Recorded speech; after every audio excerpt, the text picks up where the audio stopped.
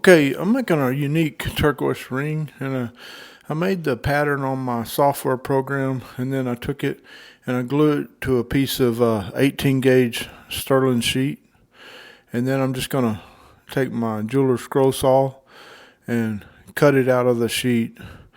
This is a neat ring, and it's gonna have a beaded border all the way around it, and then a piece of turquoise in the center. And it's going to have some little cutouts in it and some engraving, and it's going to be a really neat design. And this is the pattern cut out here. I'm going to drill a 16th inch hole in some spots where I've got to saw out in the pattern. This pattern has about 10 cutout areas.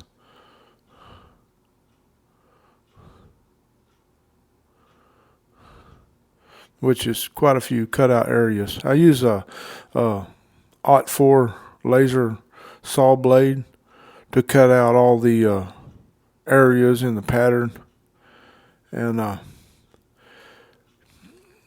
just drill a hole instead of cutting out from the outside, of course, on this ring, because these holes are on the inside part of the ring, so you just drill a hole in those little voids and then put your blade in each one and just cut it out. And these cutouts were fairly small, so it was just within the capability of a 1/16 drill bit. The .4 saw blade is good for small cutouts like this, because you can turn that saw blade real easily. I just used some carburetor cleaner to get that label off. It's got 3M glue underneath it, and that carburetor cleaner turns it loose real well. Another way you can do that is to soak it in acetone for a few minutes and it'll come off. With the carb cleaner, sometimes you got to do it a couple of times to get it all off. The acetone bath really works pretty good if you got a way of putting it in a little container and letting it soak. Then I get a real small file and I clean out the cuts in the pattern.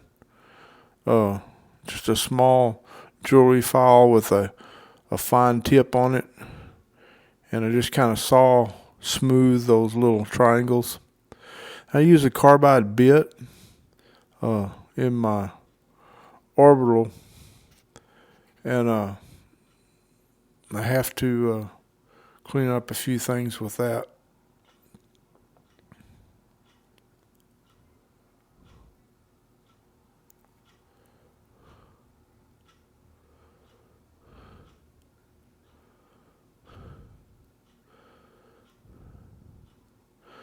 Now I just sand both sides with the 400 grit sandpaper.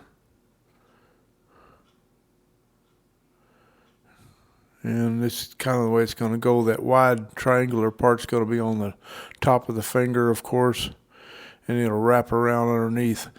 I made a bezel to hold the turquoise out of a 1/8 serrated bezel strip.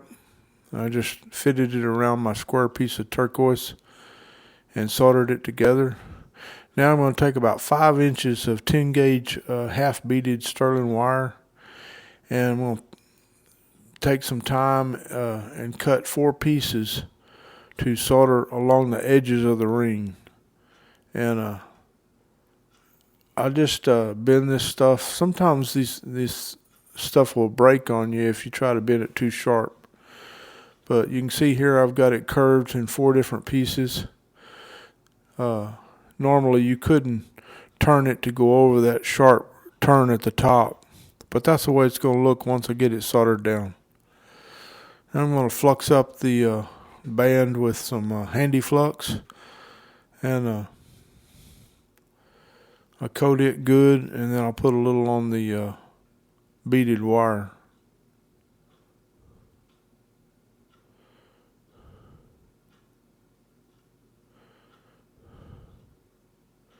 I just fit it in place, and I will hold these beaded wires in place with my little sterling clips that I made.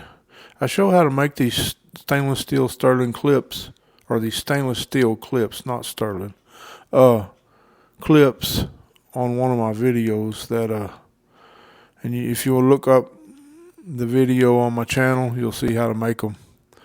They do a real good job holding it.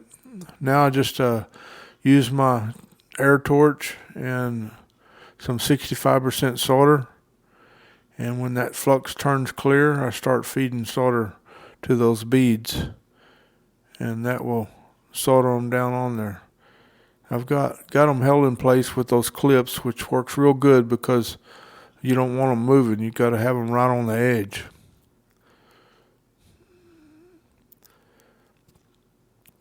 Now after that, I drop it in some acid and cleans the flux off with it. I use 25% muriatic acid on my cleanup and some baking soda solution to deactivate the acid. And I just used a little buffing wheel to clean it up real nice. Now I'm going to use the Pepetools ring bender. This makes easy work of bending a ring, especially one that's shaped kind of like this. It's got a Delrin mandrel and then a steel mandrel. And so on the steel side, I put blue tape to keep from scratching it up. Excuse me.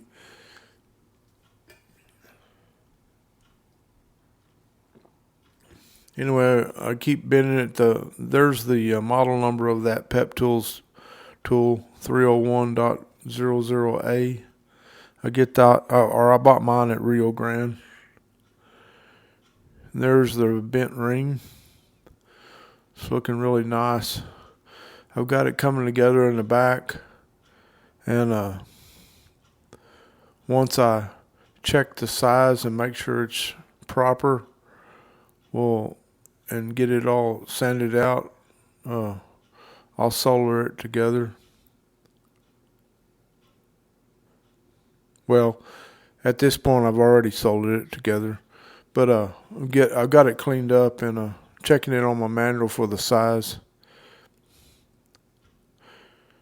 Where it came together there in the back, I just soldered it with some 65% solder after I bent it, and that joined it.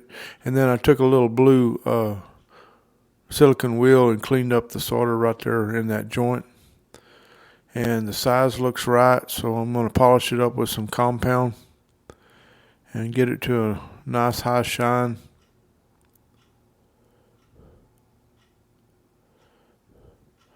These little wheels on an orbital work pretty good for polishing up rings.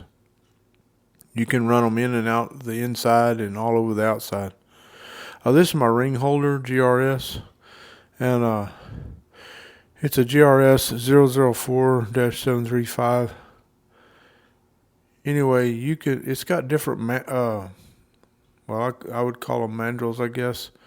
You put them on the tool to fit the size ring you have, and then you just put that tool in your vise, and you can unlock it and turn the ring on the tool, and then you can lock it down and work on it. And I took my marker and I drew some patterns on there that I wanted to do, and I'm looking through my microscope and I'm engraving this. Right here I'm just doing some engraving by hand, which is wriggling.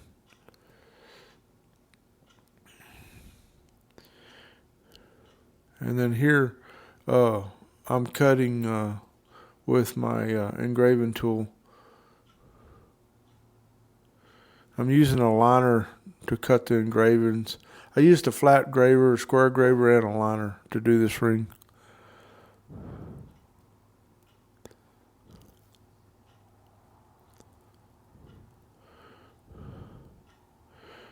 I wish you could see this a little better. My camera's not too good at that, but anyway, I've got it engraved like I want it. And I'm going to put a little wide out on some of the engravings. So when I solder the bezel on there, it won't get into my engravings. Now the reason I didn't solder the bezel on and then engrave it is because I couldn't have turned properly with my engravers or my gravers without hitting the bezel. So I'm putting the bezel on last. And with this whiteout, it helps keeps it out of there.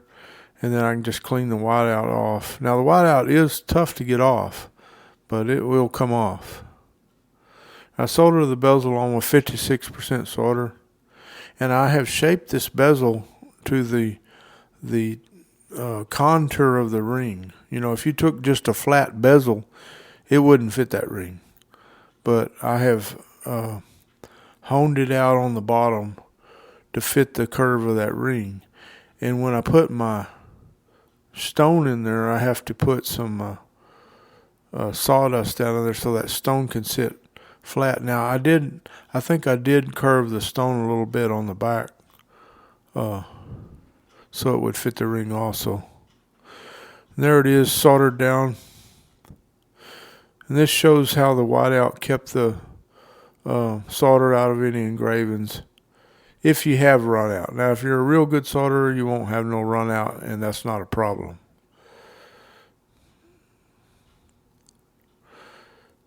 I cut and polished the stone to a square to fit this ring. It's going to be a square, but it's going to be in a diamond pattern on the ring. And I use Black Max 331-053 to patina the ring. And then after I patina it to what I want, I paint some baking soda solution on there to make the acid action neutralize.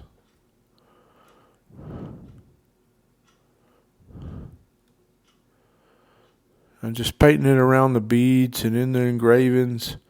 This highlights everything, and you can see there. And the customer specifically wanted this patina look. And then I take one of my little polishing square pads and I start polishing it, and that will leave the highlights down in the deep part of the ring. Now I've got it put up in my holder again, and I put the square turquoise into the bezel, and I've put a little sawdust down in this bezel to kind of level out the way that sits. And then I just use my burnishing tool and I push the bezel in to turn a little bit over the top of the stone, and that'll hold her in there. Hey, I appreciate y'all tuning in. Please like and subscribe to my channel. I'd love to have you. I'm turning out videos all the time, trying to show everybody how to do these things. I love this ring here.